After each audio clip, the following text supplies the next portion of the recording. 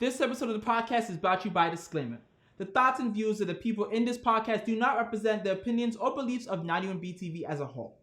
We are not affiliated with any political party or belief and do not promote ourselves to be.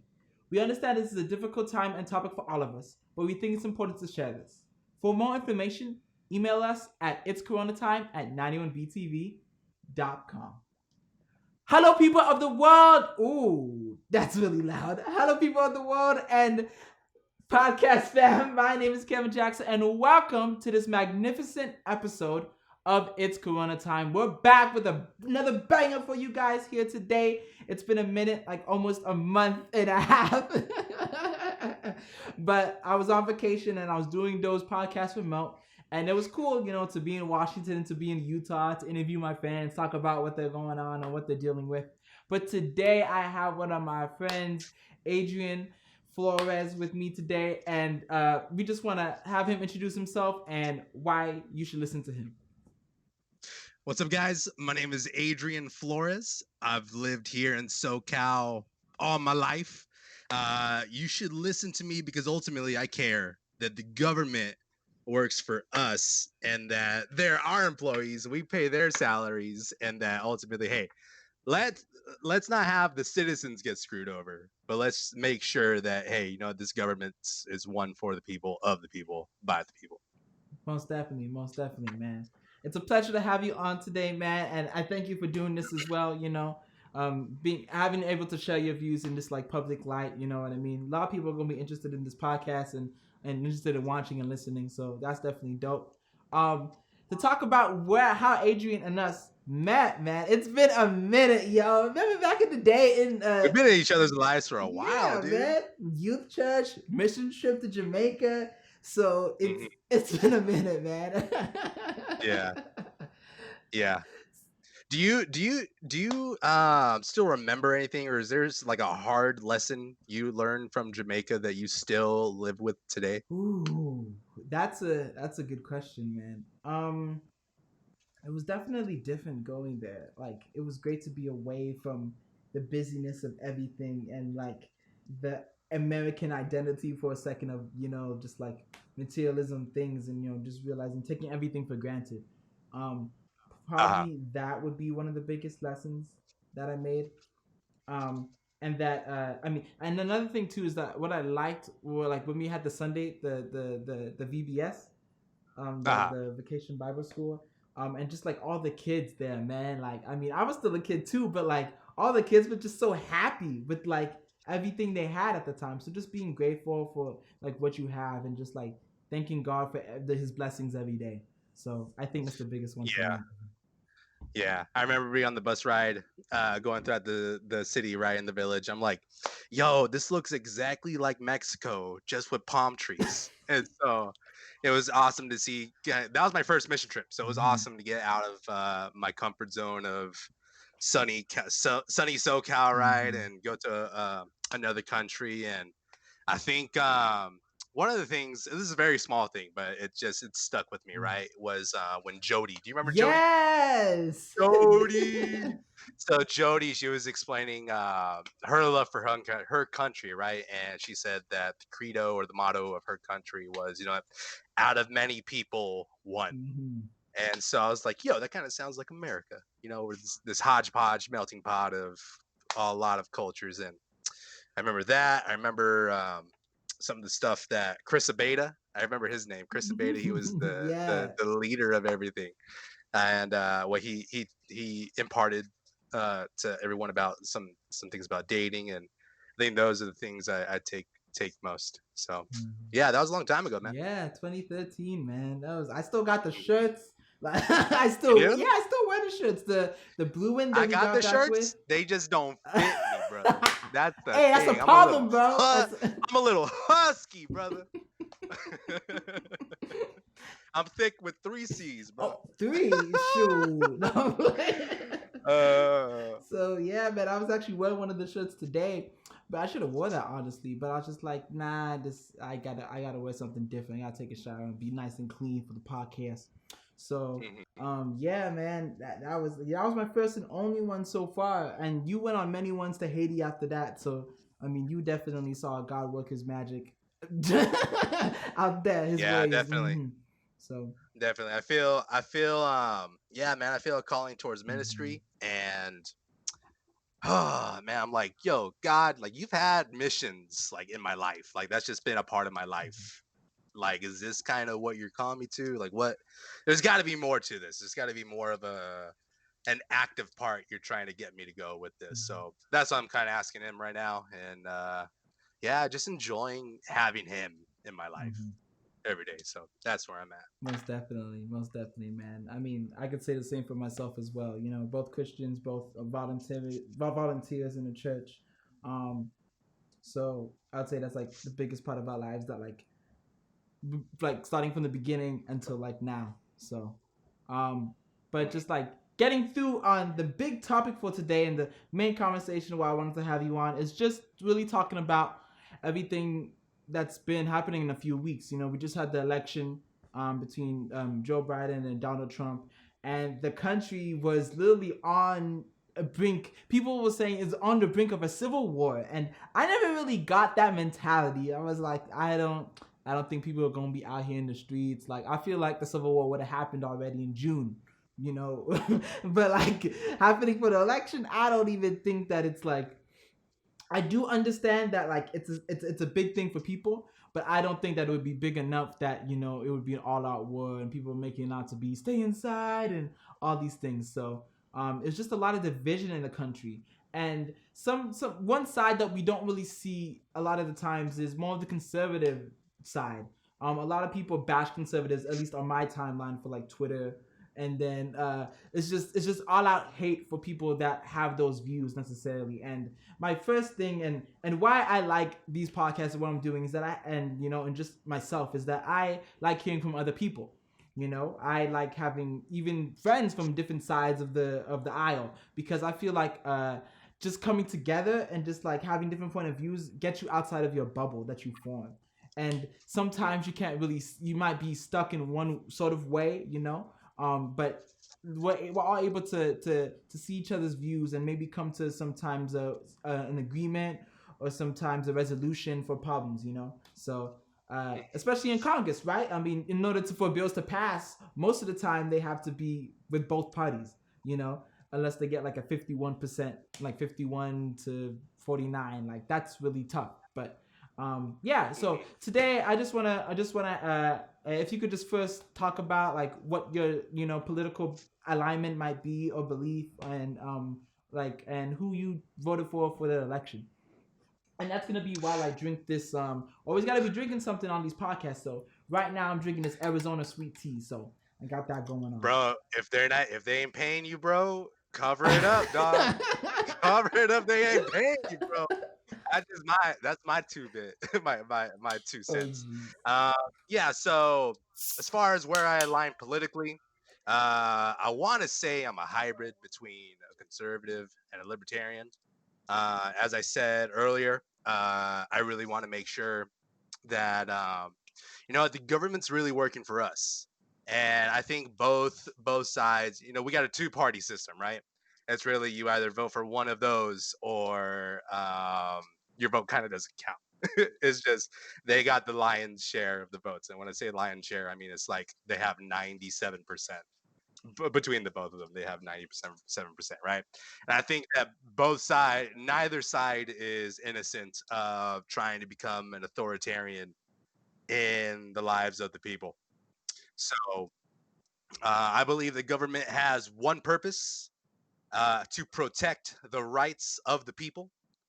Um, the government failed to protect George Floyd's right to life.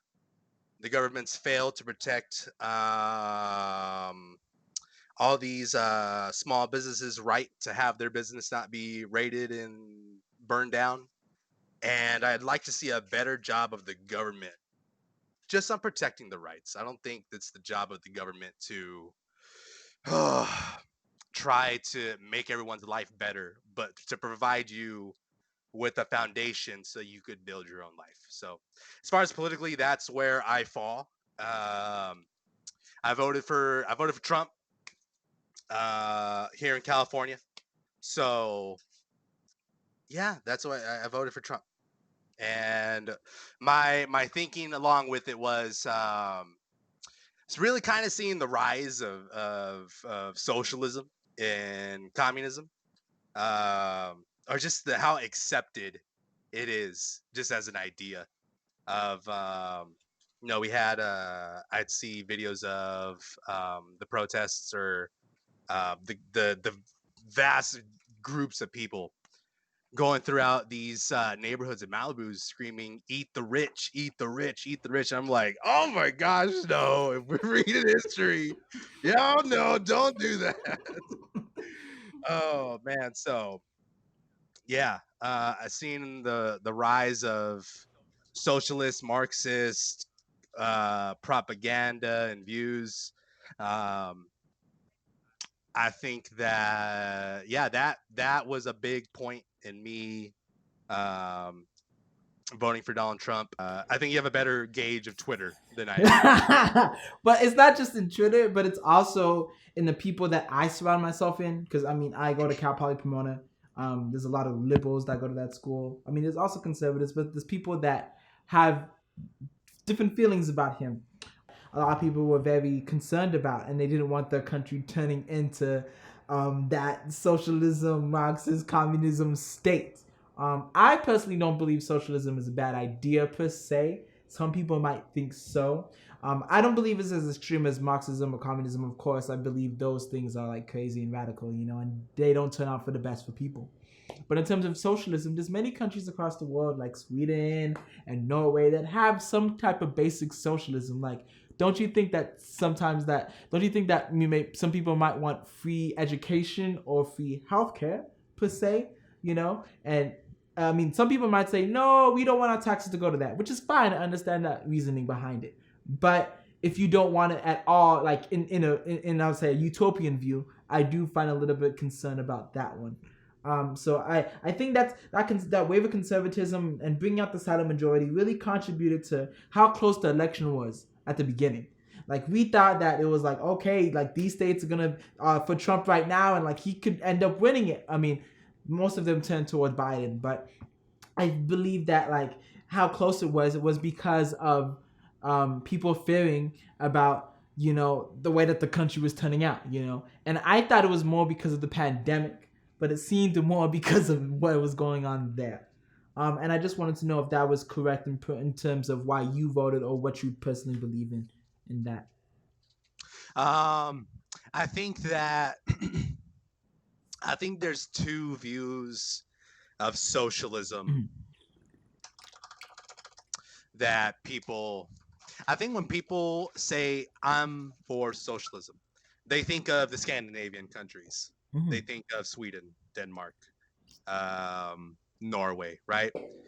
I think that people like Bernie Sanders, when they say socialism, they're thinking more Venezuela. So if you want to say like if there's a version of socialism that has been working for their country, it's been Norway and the Scandinavian countries. That's what I meant. I didn't Yeah. mean. Yeah. But I think as a political movement in the United States right now, I think it looks and it's more towards um more towards a Venezuelan look than it is the Scandinavian countries. I think the people that are really championing the movement of socialism in this country is Bernie Sanders. And from my perspective, it was Bernie had the giant lead, right? In the voting for the DNC candidate, for the Democratic candidate. Yeah. Bernie was the front runner for mostly all that race. And it, to me, in my perspective, it was everybody just trying to out Bernie. So it just went, no, we will have free everything, and your rent's gonna be paid too, and this is gonna happen, and everybody gets a car, and I thought it was everybody trying to out Bernie, and I think Bernie's view of socialism kind of looks more like Venezuela than the Scandinavian countries, which, from what I know, have a very big emphasis on capitalism. They're really good with how their country works with their businesses, and I think Venezuela's straight communists, just controlling the means of production of everything, man. And super sad to see people eating their dogs when they had all their stuff pop off. I think that a lot of what people are thinking of socialism is Bernie Sanders' view, and not the Nordic countries. And if we vote for it, like, hey, we voted for it. It is what it is, right? But that would scare me. It does scare me to think to have this acceptance of kind of more, and maybe it's just the far left has the loudest voice, because not everybody's like super far left. Yeah.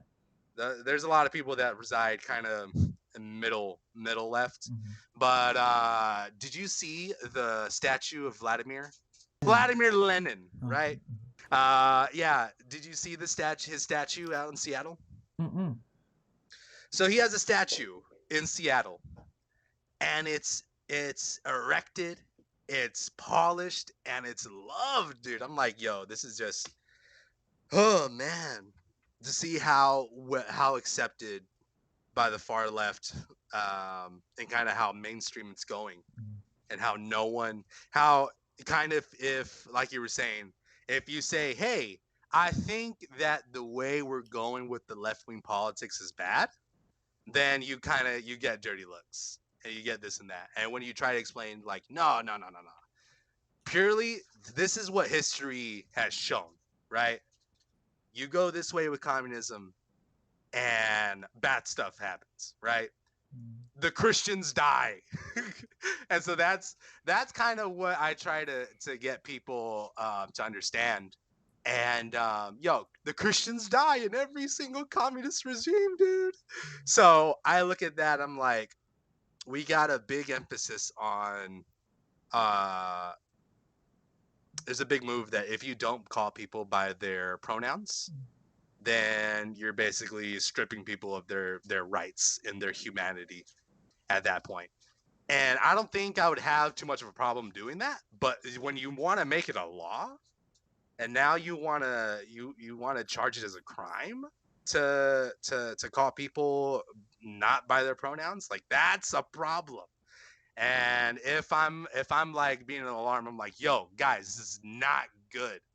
We're making victims' voices the absolute loudest. And when we start passing laws in favor of that, that's not good. So I think I've answered your question on that. As far as the George Floyd the George Floyd, the events that happened with that, I'm with. We do not want a police state. We do not. Police have to be held accountable. They got to be. There has to be consequences. We can't have. You ever see Judge Dredd? No. Okay. You've saved yourself some tears on the first one, but the second one was kind of good, right? But in Judge Dredd, he's the city has gotten so bad that the cops are now judges, right? So they are judge, jury, and executioner, and they make the call on the spot because they don't have the means or the resources or time to send everyone that's doing crime through the justice system. So they appointed judges, these cops, to be judge, jury, and executioner on the spot. And that just we can't have that.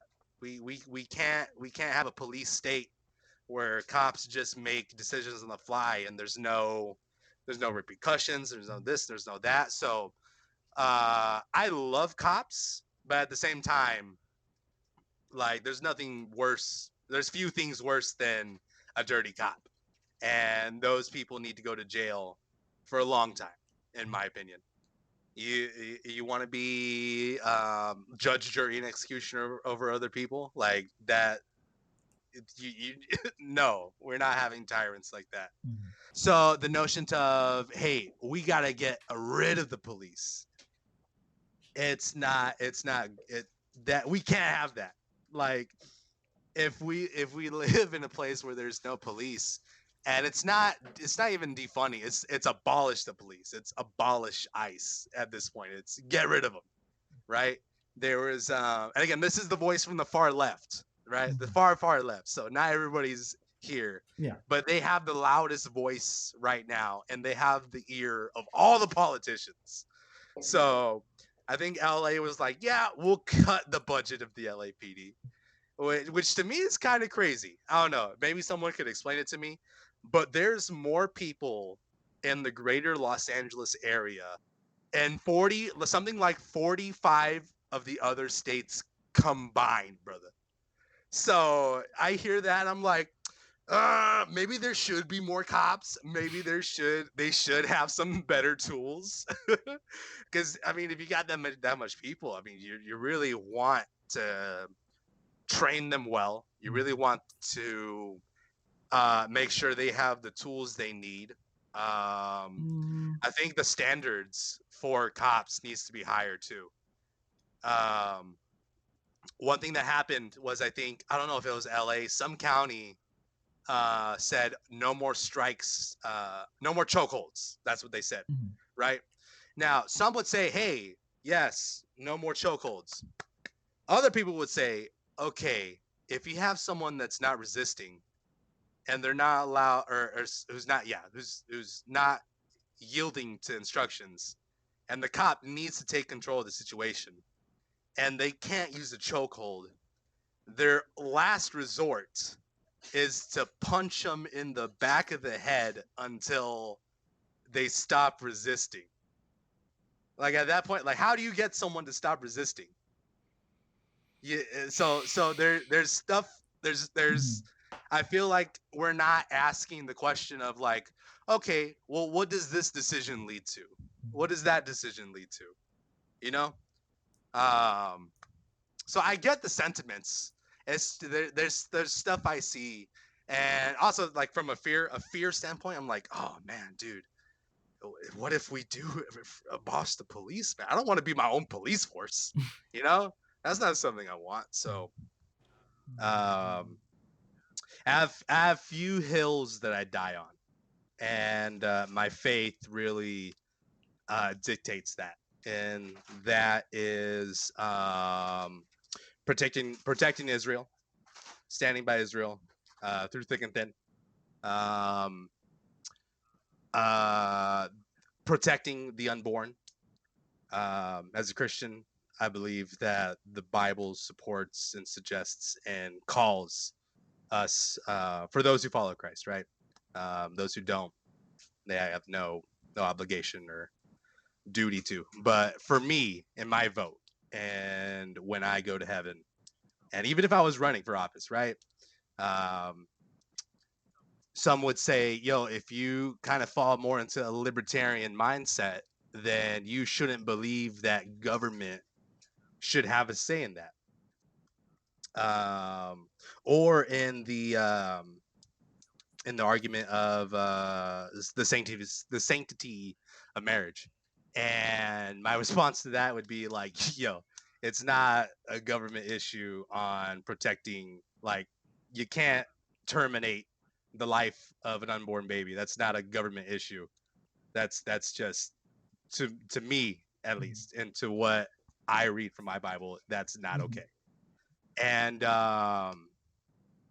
as far as the sanctity of marriage and it being between a man and a woman, I don't say, well, I'm a libertarian, I don't concern myself with that issue.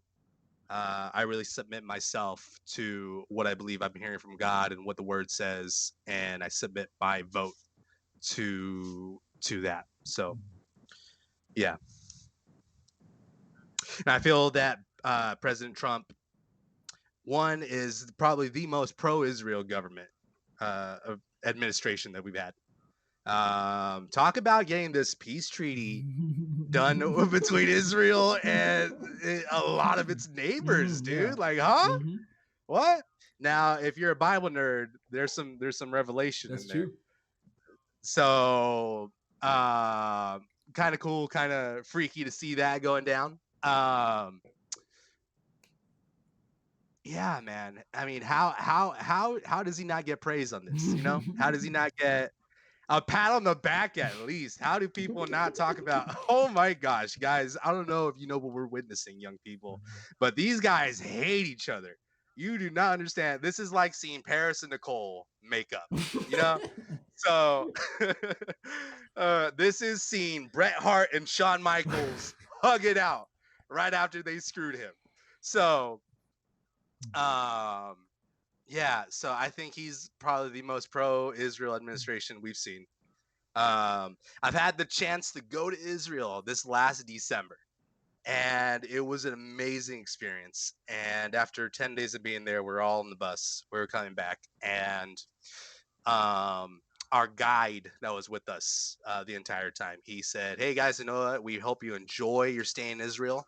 Our hope is that as you go back to America, that you could help us change." I might be remembering this wrong, but I don't think so. Help us change the perception of Israel. Um, we're about life. We're about love, and there's a lot of forces working against Israel right now. There's organizations that their sole priority, their sole purpose is to not take down Israel from a military standpoint or a physical standpoint, but from a financial standpoint. They'll go to companies, for example, like Coca-Cola, and they'll say, "Hey, Israel, piece of trash government, piece of trash country. Do not do business with Israel." And they'll put all this pressure on these companies to not do business with Israel and bankrupt Israel from a financial standpoint. And he was explaining this to us, and I was like, "This actually happens? What?" So yeah, man. I mean, just going about here, waiting my mom would go to Israel. She went like 4 years ago, and I'd have Israel merch, right? Israel merch, Israel hat, and then kind of seeing the looks and having a conversation with someone of saying like, "You like Israel," and I could kind of feel his energy of right. I'm like, "Yeah, I dig Israel." So I saw that from President Trump, and I was like, "Okay, I'll vote for him on that point." I do believe that it's a good thing that Israel is making peace with its nearby nations. But one of the biggest concerns that people have, and that I have as well, is that Israel is not making peace with its neighbor in its nation. You know about Palestine. Palestine used to be a British mandate back in the early to mid 1900s. And before the British let them have their own reign, they declared that there was supposed to be a two-state solution, that there was supposed to be split between Palestine and Israel. And at first, it was just all Palestine. That was because there were no Jews in the area because of the diaspora that happened in the early AD. There's people already living there, and the British declared that they wanted to separate it off because there was a lot. The Zionist movement was occurring, so there's a lot of people moving back into the area. I personally believe that was the best way to go, just because I believe having one nation with two different ethnicities at that time was very hard.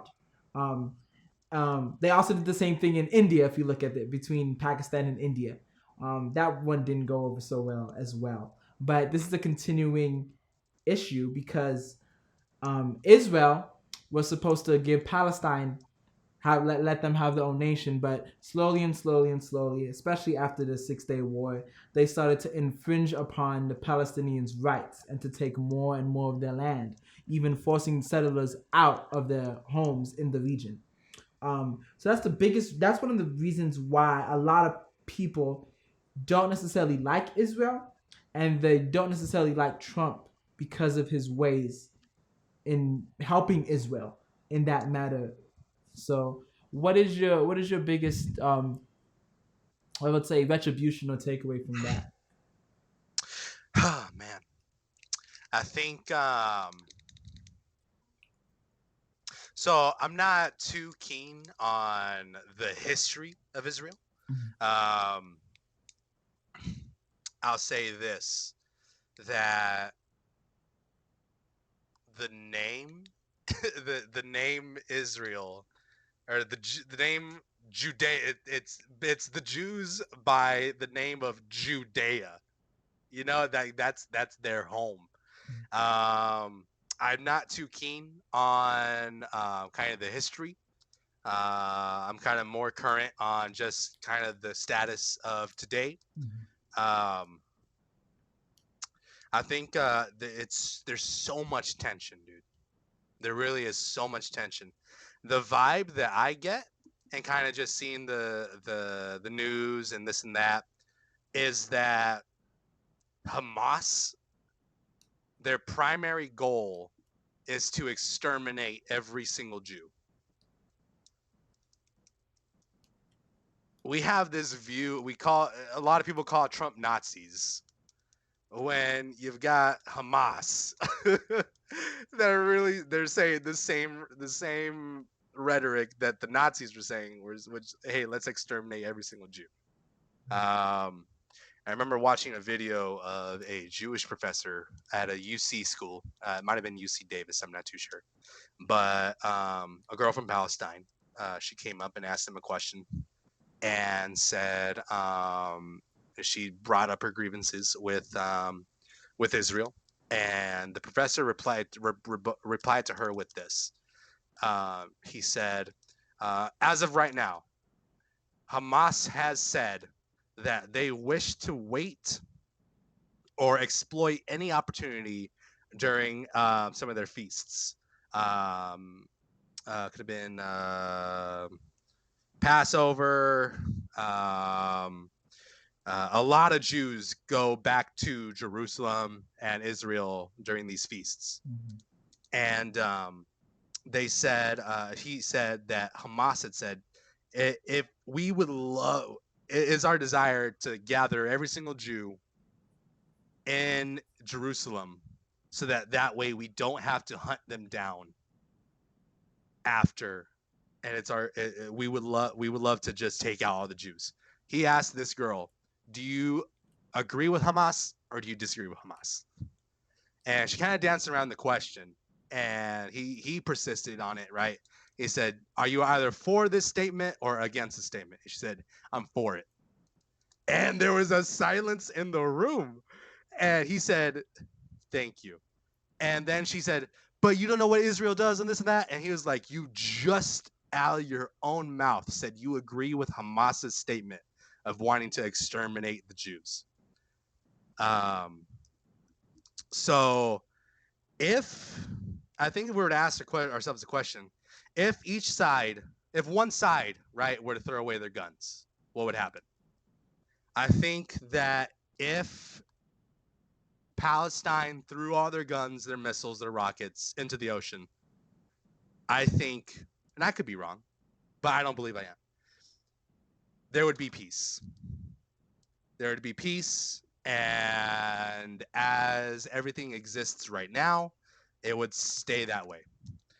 If Israel threw all their guns, all their rockets, everything into the ocean, Palestine, Egypt, Jordan, Sudan, all these places, they're coming for the jugular. So as far as that, dude, I mean, that's how I feel about it, which is kind of looking at the current situation. I looked up some stuff about the Israeli government. Okay, so free speech is permitted in the Israeli government, right? By their constitution, I believe. Free speech, a free press, independent courts, open and fair elections, women having full rights, women in every single profession, women in the military. None of that exists in any of its neighbors. None of it exists in any of its neighbors. There's a Palestinian party, political party within Israel that is allowed to have their voice and have their vote within their parliament. Kind of like the Tea Party or the Green Party or the rent is too damn high party over here. They have that. So have you heard of that? The rent is too damn high. No, it's a real. They're Wow. communists. Oh, okay. They're communists. So or they're socialists maybe. But that exists over here. You can vote. So yeah, there's a Palestinian political party within Israel that has a voice. There's Palestinians that are able to run for office in Israel and hold office in Israel. None of that exists in any of its neighbors. So I mean, I stand by that, dude. I went to Bethlehem, right? It was super cool, super cool. We went to the Church of the Nativity.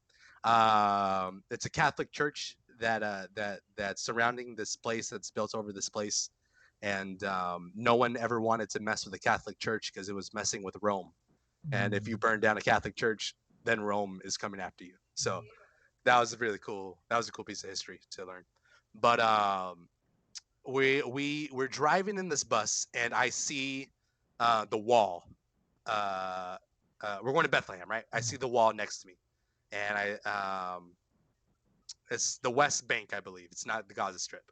So I see the West Bank to the right of me, and we get to this checkpoint, and we have a Jewish bus driver, and we have a Jewish interpreter. Our Jewish bus driver has special papers to allow him to go in, but our interpreter, because he's a Jew, is not allowed to go into Bethlehem because it's guarded. Bank? It's No? Palestine. Okay. It's Palestine. So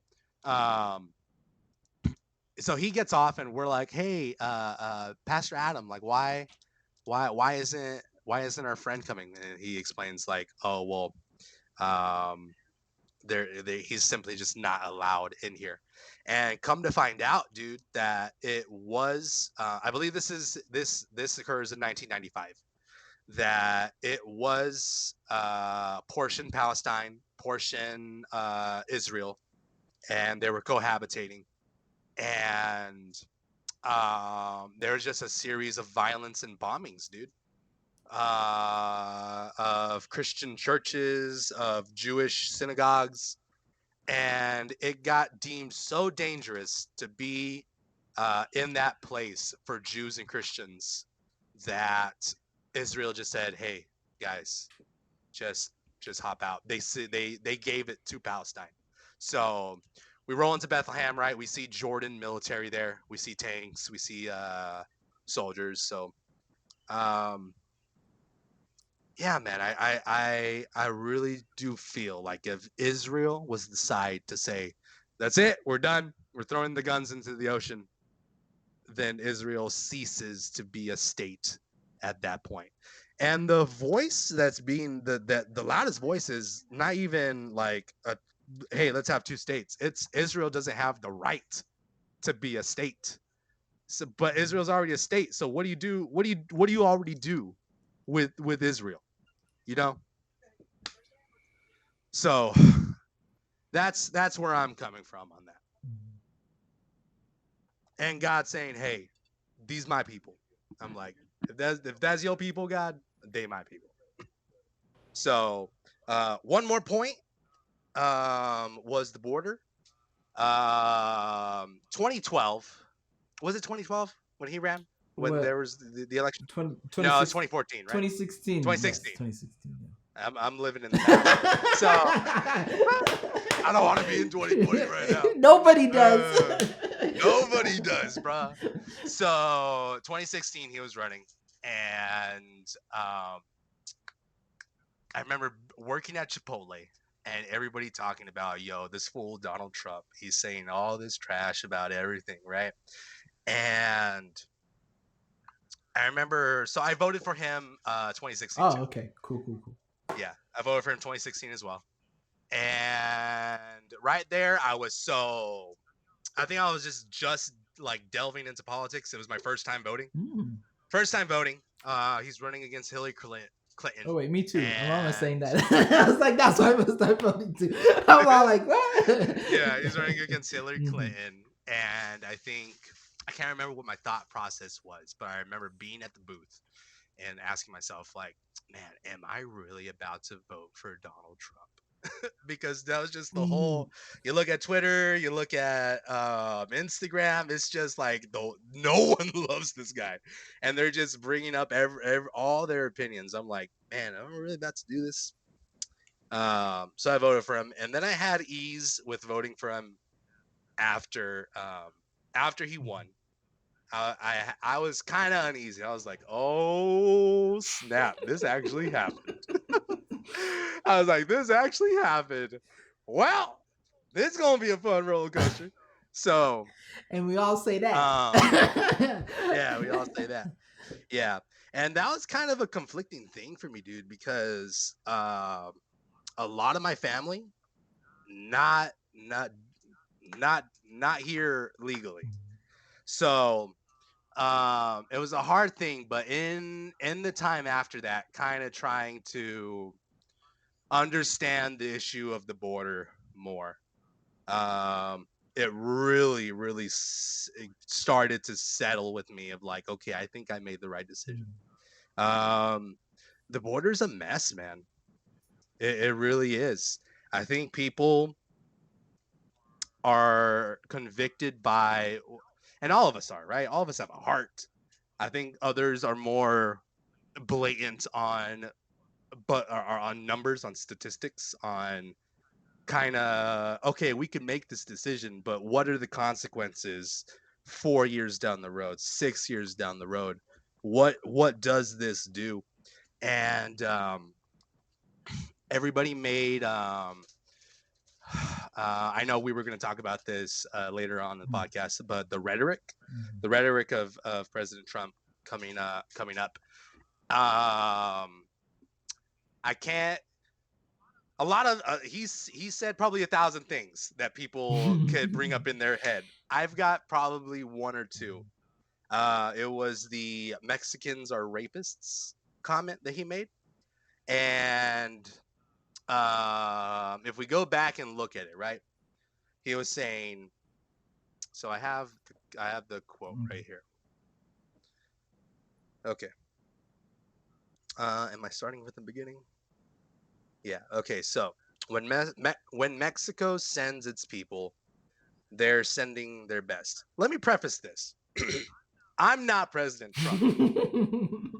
Okay? I'm not President Trump. Not at all.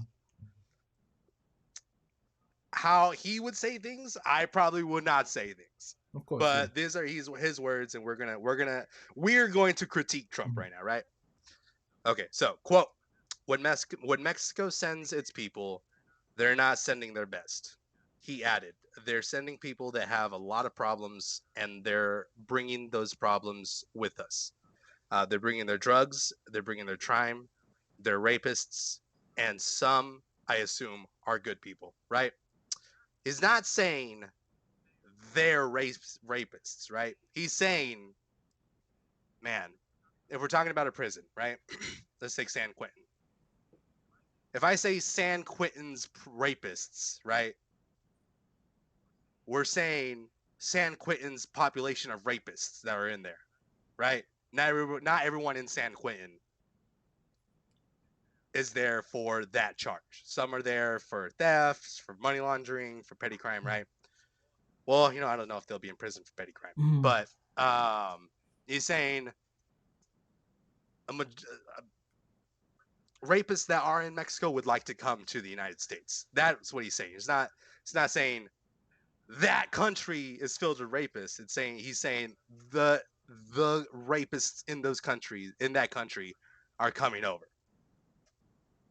At least as how I'm interpreting it, right? He's saying, I assume they are good people that are coming over, right?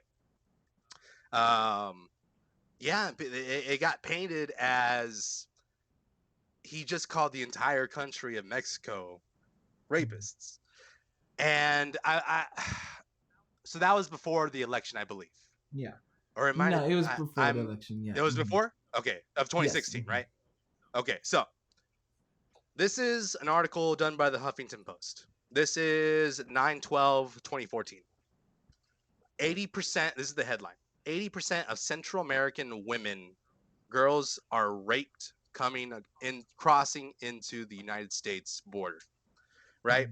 If I go down here, it says according to the Stunning Fusion investigation, 80% of the women and girls crossing into the United States by way of Mexico are being raped during their journey. That's up from the previous estimate of 60%, according to the Amnesty International report.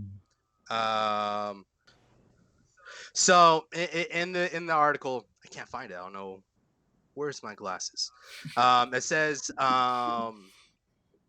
it's happening between the other migrants that are on the trip with them, bandits, the leaders that they paid to lead them across, and corrupt border patrol officials. So, um, 8 out of 10, dude. 8 out of 10. This breaks my heart. It really does. It breaks my heart that 8 out of 10 women are getting raped when they're coming across the border. Now, this is 2014, dude, that this was announced. So there's no, as all the Trump supporters would say, It didn't happen if during the his era. It happened before. Yeah. yeah, so it happened. It was going on before. So it's saying that the other migrants that are on the trip with them over to the States are raping these women. It means, dude, there are rapists coming into the United States.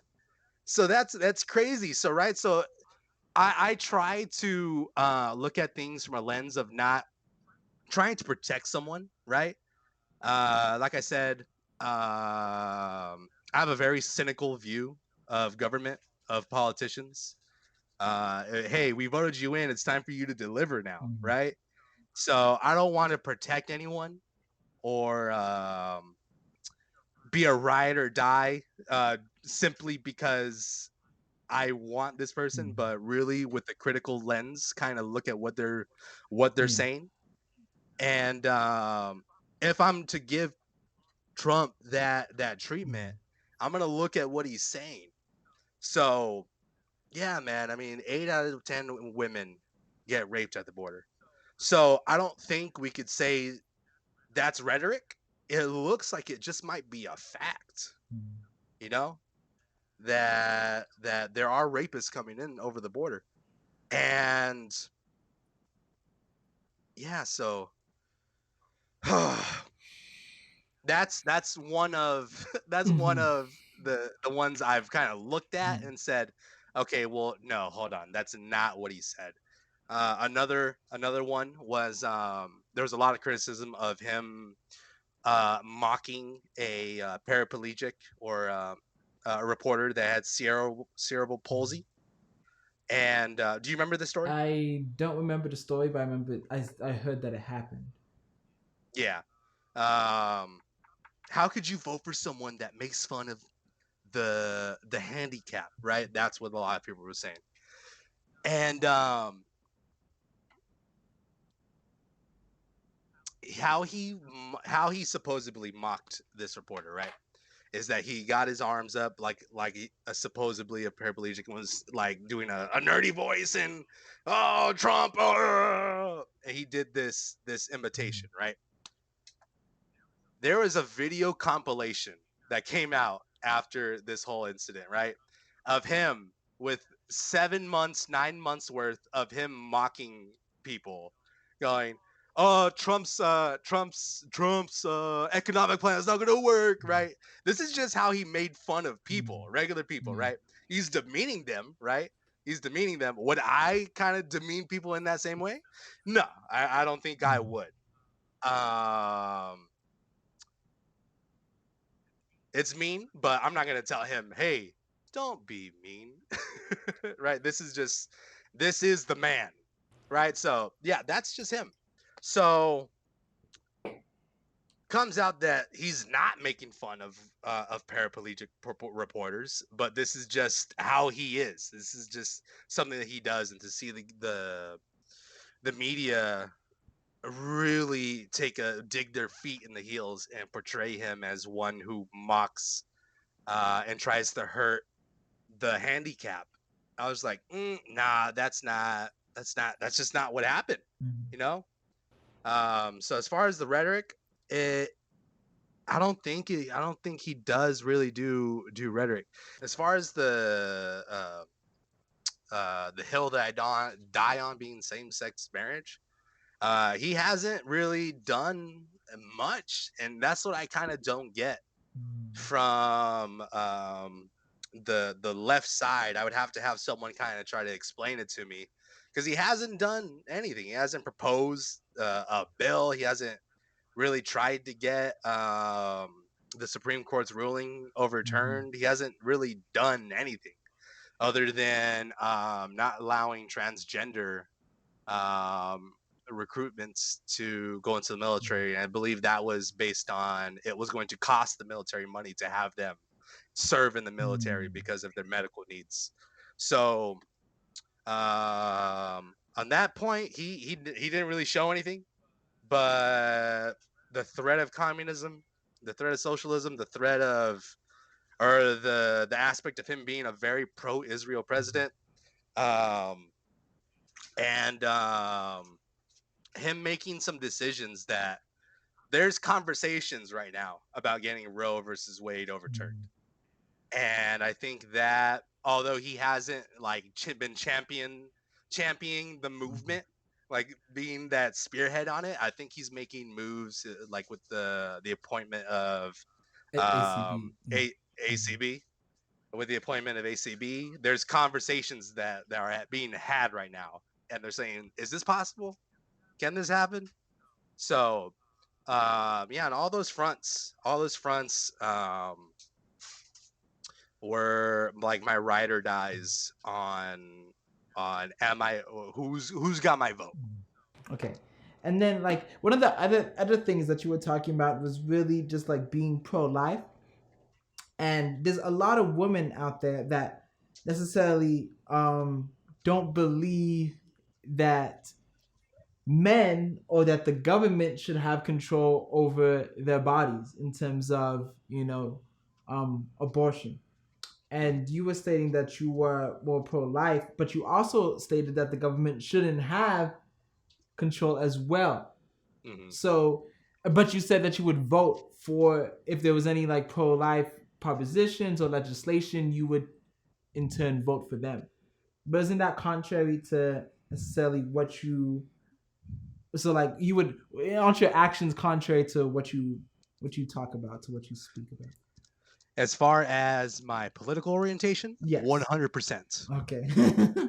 As far as the thing that defines me before my political orientation, no. I am a Christian before anything else. Before I'm gorgeous, before I'm rich, before all these other things, I'm submitted to whatever God says, And that's the thing. Like, what if the rent is too damn high party was the party of communism, but they were also like, yo, we're pro-life. Then at that point, like, I'm like, oh God, what do I do? What do I do, Jesus? So, yeah, 100%. But I don't put what I believe politically before what I believe spiritually. Okay. Most definitely. Just a couple of points on kind of what if I'm thinking from an earthly mindset, right? Cops should be the only ones to determine what happens with policing. Farmers should be the only people that should determine what happens with farming. Um, businesses should be the only people that determine what happens with their business, right? I have a brain, I have a heart. I'm able to think things out. I'm able to feel things sentimentally, and I don't think me being a male excludes me from having a voice on what happens within my country. Mm. Um, really, the only part where I feel like heartbroken. I don't want to say no, not the only, but for those that had people force themselves uh, upon them, or forced, yeah, people that forced themselves upon other people, and now they're left to carry that child. Yo, I don't know of anything much. There's, I think the Bible says cut that person's tallywhacker off. There's like nothing worse than that. And I think if we're talking, I think there's a lot of emphasis on the women's side. There's got to be a lot of emphasis on the men's side. And we're not even talking about for being forced upon, right? There's what responsibility is there on a man? How many people dodge child support with all this stuff? So if anything, um, there should be more. And this might be going against this might be going against what I believe politically, right? In terms of the government having no say in it, but how a guy could just dodge responsibility like that. And I think there should be, California, we're super liberal, right? And we say no death Mm. penalty, no death I don't penalty. know about that one. I just saw the propositions come out, and we were definitely not liberal on those fronts. Maybe I've got my definition. We're super left wing, right? Yeah, more left There you sided. go. Yeah. Yeah. Uh-huh. So super left sided, and it's like, the Bible's like, cut that person's tallywhacker off. I think I think we need to have harsher punishments for people that that force themselves onto people. But also, uh that's an innocent child, you know? That baby had nothing to do with what happened. Um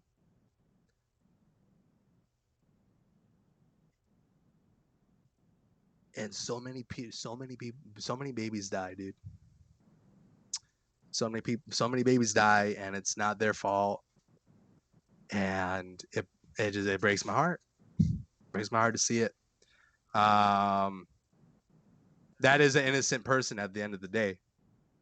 That that people are terminating. We're terminating all the way up until 9 months when it could survive outside the womb. I don't think so. I haven't heard about that one. That I feel like that's just more of a propaganda per se. I believe the latest that it can happen is is like the second trimester. That's what I believe. I don't think up to nine Uh, months. I'll refresh myself on that. Mm-hmm. Definitely, the consensus is I can terminate my child up until it's born. I think and again, this is Mm-hmm. all this I try to get my news from Different different sources, different yeah. different sources, right? um so there's people that definitely feel I could terminate my baby at 8.5 months. And again, it's like those that have the loudest voices right now have the ear of a lot of politicians. So yeah, it's an instant child. The child did nothing. we're punishing the child for the sin of the father. And again, if we're abiding by that logic, police should be the only people that decide what laws and how policing is done. I don't think any of us think that.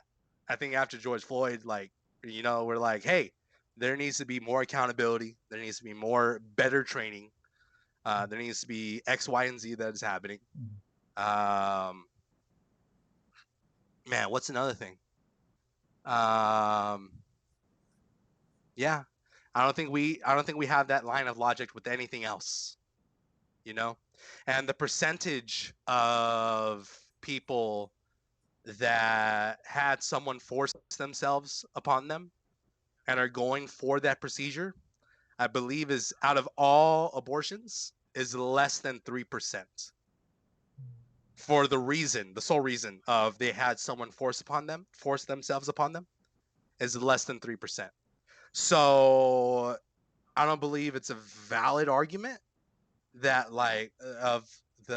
what in the institute of rape, it's happening more as a form of birth control than it is in the event of rape. That's true. We give people severe consequences for DUI, right? 3 strikes and you can never drive again, right? So I think in the same way where we say you have to be responsible for your own life, and I think that a lot of it is a dodging of responsibility. I do not want to be responsible for my actions at this point. And with that, I'm willing to terminate the life of my child. And I think there's options out there, dude. There's options for adoption. There's this church I like in Arizona. They have a whole ministry that preaches and tries to go save kids, and just preach the gospel to women that are scared, women that don't know how they're gonna make it, women that are looking at their situation, and then in the addition of a child to come into their life. Like I said, dude, I'm able to understand, right? I'm able to have a heart, I have a brain, I can think and work, think about this along with you. But we're punishing the child for the sin of the father. And we're not taking responsibility of our own actions. And we're centered on, well, my career is going to dive after this. My finances are going to shrink after this. My time is up. My 20s are now over. Where's the responsibility? Where do we carry that? And ultimately it's a life, dude. It's a life.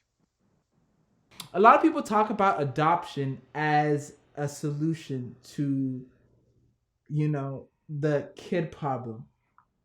But the thing that a lot of people on the left point out as well, in terms of for women's rights to have an abortion, is that the foster care system right now is not the best. I saw a map of there's like hundreds of thousands of kids that are stuck in foster care, and that never get a home. And after they're 18, right, they have to fend for themselves.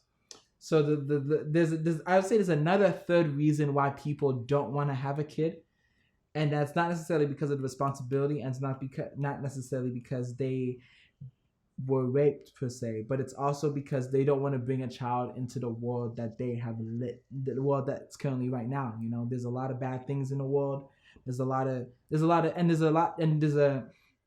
hard to raise a child in this world because of, per se, the sin that is in it. So that's one of the reasons why people don't necessarily want to bring somebody into it, especially if you adopt it, if you put it into the foster care system, because they might never have a home. and children get moved from one household to another household to another household, and that's very difficult on their upbringing as well. Mhm. Would you say they're looking out for the child in that aspect? Yeah. Okay, so if I'm in someone's shoes, right, and this is where I drop off, like I I don't follow people with the conversation, right? Mhm. I'm looking out for my child. It's a hard world, and I don't want to come off as like crude, right? Crude or rude or just like I'm gonna be blunt. I don't want to have my child have a hard life. I'm gonna terminate his life. That I'm going to terminate my child's life because I don't want a rough life for them. You're terminating the life. I don't know of anything rougher than than than that. You know. I didn't say I didn't say I agree with it. I I just get you. said I get that you. I get you. I Yeah. necessarily I see the sentiment, Yeah. but on the other hand, This is what people are yes, thinking. uh-huh. I was so fortunate to have a good mom. I was so fortunate to um uh be raised with love in the household. I'm super blessed, dude. I'm so happy that money was the most of my problems and I never had someone that beat me or neglected me. Um I have friends that tell me their stories of though they had parents, how they wish they got into foster systems and just the neglect of how, um, man, the heartbreak of stories, dude, of literally trying to get their parents to put them in foster care because it would have been a better life and there would have been a chance, right? And I think people are saying, "Well, I'm looking out for you, so I'm gonna terminate your life." Give them a chance. Like if I'm man, I tried out for the wrestling team, right? I was kind of a chubby kid. Uh didn't have much expectations, but the number one thing you don't like you would get up in arms, our moms would get up in arms, is if I showed up as the chubby kid, the coach looked at me and looked at the Adonises that were on the wrestling mat, right? And looked at me as a chubby kid and said, "You're not gonna make it. Just go home. Just go home. You're not gonna make it. This is too hard of a mat. They're too good of a guys. The competition is too hard for you. Go home." All of us hearing that say, "Well, hold on. I bought the shoes. I bought the headgear. Whether I fail, whether I fly or flop, I'm getting my ass out there and I'm either gonna pin someone or I'm gonna get pinned. But you're not gonna deny me the right of going out there and playing." And I feel like that's what, as you're saying, this is kind of what the women's right of just this world. As Frank Sinatra said, "That's life. That's life." And as funny as it may seem, some people get their kicks stomping on a dream.